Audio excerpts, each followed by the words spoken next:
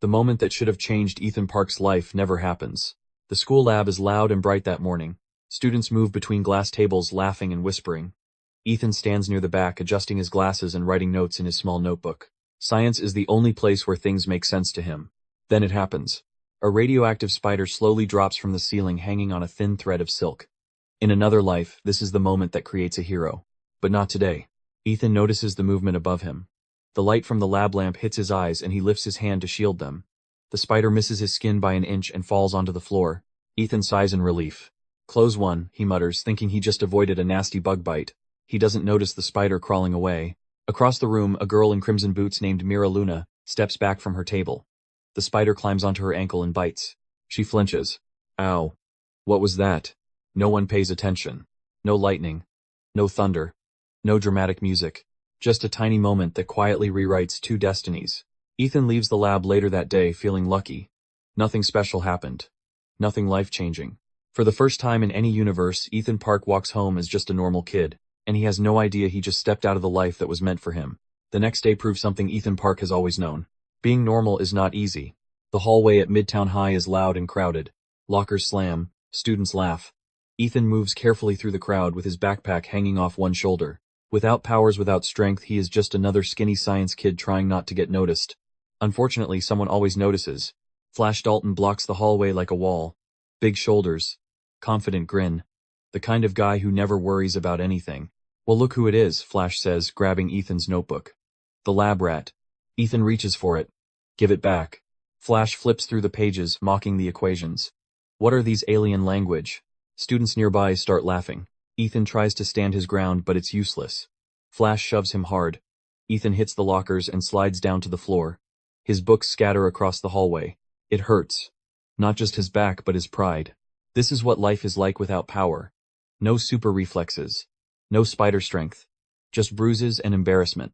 Later that night, Ethan sits at the kitchen table with Uncle Ben and Aunt May. The house smells like warm soup and old wood. Ben smiles at him. Rough day. Ethan shrugs. Ben places a hand on his shoulder. Remember something, kid, Ben says softly. Being strong isn't about muscles. It's about choices. Ethan nods, not realizing that very soon he will be forced to make the biggest choice of his life. The night everything changes is quiet. Too quiet. Ethan Park sits in his room, finishing homework under the soft glow of a desk lamp. The house is calm. Downstairs, Uncle Ben and Aunt May are watching an old movie. Their laughter drifts through the hallway. For once, life feels peaceful. Then a loud crash shatters the silence.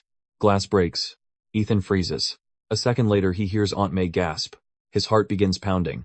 He rushes out of his room and runs down the stairs. In the living room, a masked robber stands near the door, pointing a shaking gun at Uncle Ben and Aunt May. Don't move, the man yells. Uncle Ben slowly raises his hands. His voice stays calm. Take the TV, take whatever you want, Ben says carefully. Just leave my family alone. Ethan steps into the doorway. The robber turns. The gun lifts. For a split second, Ethan understands something terrifying. If this was the life he was supposed to have, he would be fast enough to stop this. But he isn't.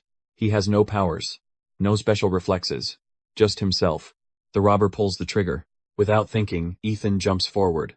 The gun fires. The sound explodes through the house. Uncle Ben tackles the robber seconds later, knocking the weapon away. The fight ends quickly. But Ethan is already on the floor. Blood spreads across the carpet as he struggles to breathe. The bullet meant for his family found him instead. And in that moment, Ethan Park proves something the universe never expected. You don't need powers to be a hero. Months later, Ethan Park walks back into Midtown High, on a pair of metal crutches. The hallway feels different now. Students who once ignored him step aside to make room. Conversations quiet when he passes. Some people nod at him with quiet respect. Everyone heard the story. The skinny kid, who jumped in front of a gun, to protect his family. His left leg still aches with every step. Doctors said he might never walk normally again, but Ethan refuses to quit. Physical therapy has become part of his life. Pain is just something he works through now. Something else has changed too. Flash Dalton no longer laughs at him. When a group of students starts whispering and mocking Ethan near the lockers, Flash steps forward. Back off, Flash says. They listen. Ethan doesn't fully understand it, but somehow the bully became his unexpected shield. Life slowly settles into something close to normal. Classes. Homework. Quiet afternoons with Liz Carter, who somehow started sitting next to him at lunch. For the first time, Ethan believes maybe things will be okay. Then chaos crashes through the classroom. The wall explodes inward in a storm of dust and broken bricks. A man made of swirling sand stumbles inside, wild and desperate. Students scream. Everyone stay where you are, the sand creature shouts. Ethan's heart freezes. He recognizes the voice.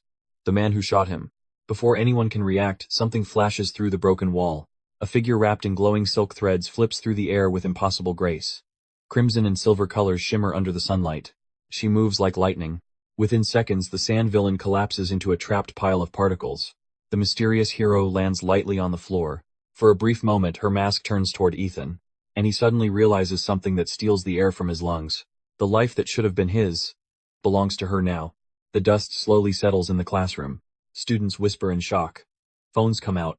Everyone is staring at the mysterious hero standing in the sunlight pouring through the broken wall. Ethan grips his crutches tighter. She moves with perfect balance, light on her feet like gravity barely matters. Thin glowing threads of silk pull the trapped sand villain together so he cannot escape. Then she launches upward and disappears through the hole in the wall. Just like that. Gone. The room explodes with noise. Did you see that? She was flying, who was that?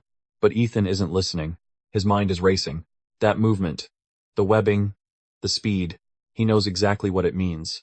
That spider.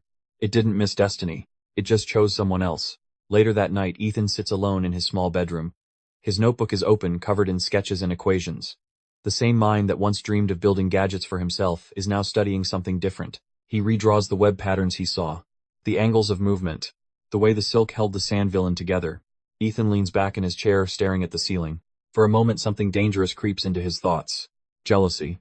That should have been his life. The strength, the speed, the freedom. But the feeling fades quickly.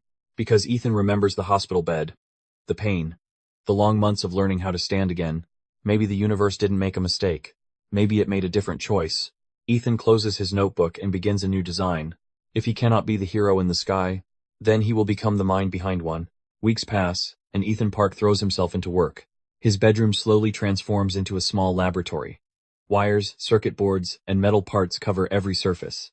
Blueprints fill the walls. Ethan spends long nights building devices no one else in school could even imagine. Web shooters, tracking beacons, signal receivers, all designed for one person. The mysterious hero the city now calls Luma. After months of trial and error, Ethan finally finishes something important, a rooftop signal beacon. When activated, it projects a unique frequency through the skyline. A message only Luma's web sensors can detect. 3 nights later, someone answers. A shadow drops silently onto the rooftop of Midtown High. Crimson silk threads shimmer under the moonlight as Luma lands gracefully. Ethan stands there with his backpack full of inventions. Okay, she says cautiously. Who are you and why are you calling me? Ethan lifts his hands. I'm not a villain, he says quickly. I just want to help. She studies him. A skinny kid with crutches and nervous eyes. Not exactly what she expected. Ethan opens his backpack and pulls out the gadgets. Web shooters, tracer chips, a tablet showing city crime patterns. Luma's eyes widen behind the mask. You built these? She asks. Ethan nods. For a moment, everything feels like it's finally working. But the first real test comes a few nights later. Using Ethan's tracking system, Luma chases a dangerous armored criminal across the city. Ethan guides her through the streets using his headset. Then, the system glitches. The tracker sends the wrong signal. Luma swings straight into an ambush. Explosions rock the rooftop. The connection cuts. Ethan stares at the silent screen, his heart dropping into his stomach. His invention didn't help the hero. It almost got her killed. And for the first time since this journey began, Ethan wonders if he should have stayed out of a world that was never meant for him. Ethan doesn't sleep that night. The broken headset sits on his desk. The screen still shows the last frozen signal from Luma's tracker. Smoke. Static. Silence. His mistake almost destroyed everything. For hours, Ethan just stares at the mess of wires and metal on his workbench. Part of him wants to shut everything down. Pack the gadgets away. Pretend he never tried to step into a hero's world. Maybe this is proof he doesn't belong there. But then he remembers something. Uncle Ben's voice. Being strong isn't about muscles. It's about choices. Ethan exhales slowly. If his system failed, then the answer isn't quitting. The answer is fixing it. Morning sunlight creeps through the window as Ethan starts rebuilding. He redesigns the tracker from scratch. Smarter algorithms. Multiple backup signals. Real-time environmental scanning. A tactical interface that predicts danger before it happens. Days turn into weeks. His small bedroom lab becomes something bigger. Cleaner. Faster. Smarter. Then one night the signal returns. A soft tap lands on the rooftop outside his window. Luma drops down, her crimson silk glowing under the streetlights. Ethan freezes. I heard what happened, she says calmly. That wasn't all your fault. Ethan shakes his head.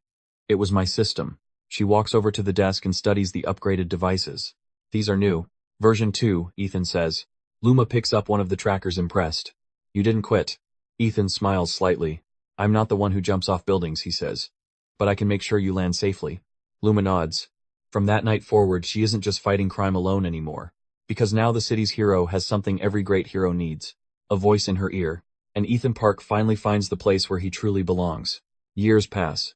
The city changes, but one thing remains the same. Whenever danger rises above the skyline, a streak of crimson silk appears between the towers. Luma swings through the night with speed and confidence, guided by a calm voice in her ear. Ethan Park. What started on a small rooftop becomes something much bigger. Ethan builds a hidden command lab filled with glowing screens and advanced systems. Crime patterns, satellite feeds, predictive algorithms, everything flows through his network. Luma protects the city. Ethan protects the hero. Together they become something no villain expects. Years later, Ethan graduates at the top of his class. His inventions earn him a full scholarship to Novatech Industries, where his work in dimensional physics begins to change the future. His life is stable now. Uncle Ben and Aunt May are safe. The city is protected. Everything finally feels right. Until the night his newest experiment activates. Deep inside his lab, the dimensional transporter hums to life. Blue energy swirls through the circular gate as a metal container suddenly slides out of the portal. Ethan frowns. This shouldn't be possible. He slowly opens the container. Inside is a bundle of thick webbing.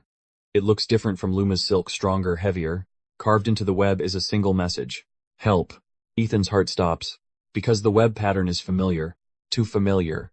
It's the kind of web that would come from someone with the same powers he never received. Somewhere in another universe, another version of Ethan Park became the hero he never was. And that version is in trouble. Ethan looks at the portal, realizing something terrifying. Even in a world where he never became the spider, the web of destiny still found him. And this time, the call for help is coming from himself. Comment 1 for the next part.